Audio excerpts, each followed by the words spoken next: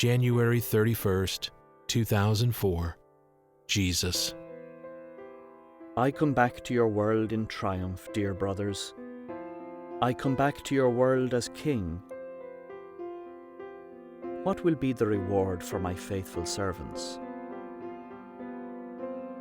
Think for a moment in earthly terms. Consider that a king travels away from his kingdom, and during his absence, many servants become unfaithful. They flaunt their disobedience, and generally make a mockery of the perfect order the king has designed for the harmony of his kingdom. This results in great pain and disorder, and threatens the unity of the kingdom. Because of the disarray, the kingdom is no longer fit to defend against its enemies, who gradually and with great glee take over the kingdom and impose their own order, which is against everything this wise and benevolent king had worked to create for his subjects. Now imagine that this enemy was neither strong nor wise. The enemy was disorganized and had small numbers in comparison. The advantage that the enemy utilized was that most of the king's subjects had become lazy and groggy during the absence of their king. So it was with relative ease that the enemy infiltrated and overcame. But not all of the good king's subjects were asleep. There were many who remained alert, and appalled by the disorder, sought to warn their fellow subjects. These faithful ones warned that the king would return, and because he was a just king, he would punish the weak ones who made decisions against the kingdom. Some listened, some did not.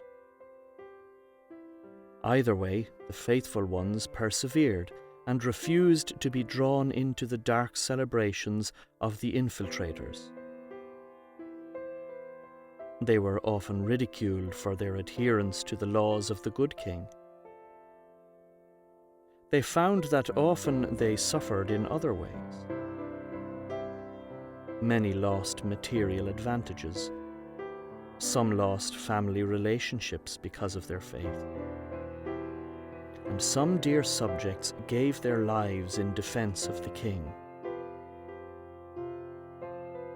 Now imagine that this good king has been consistently apprised of this state of affairs. When his journey is complete, he hastens to return to his people.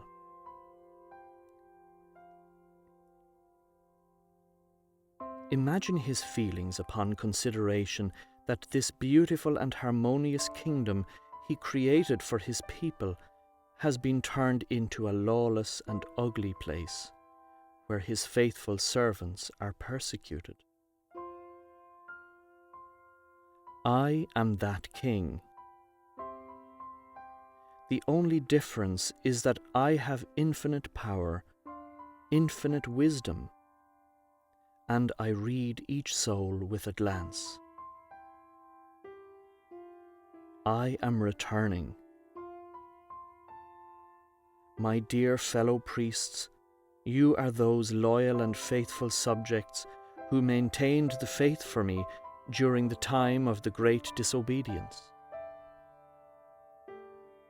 Try to imagine for a moment how I will repay your faithfulness.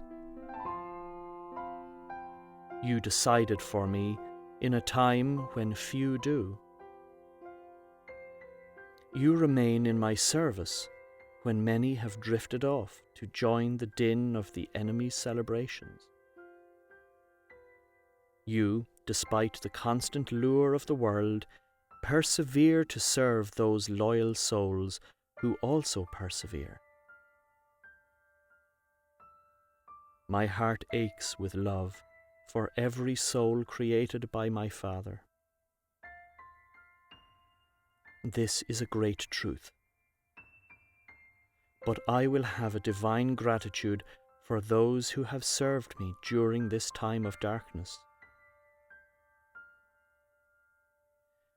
You are many, but in relation to the world, you are few. You are chosen, and I will use you. I use you now. I begin to reveal your role in the process of my return. Be open to this personal directing and understand that no human living on earth can even imagine the reward I will levy upon those servants who defended the King in his absence.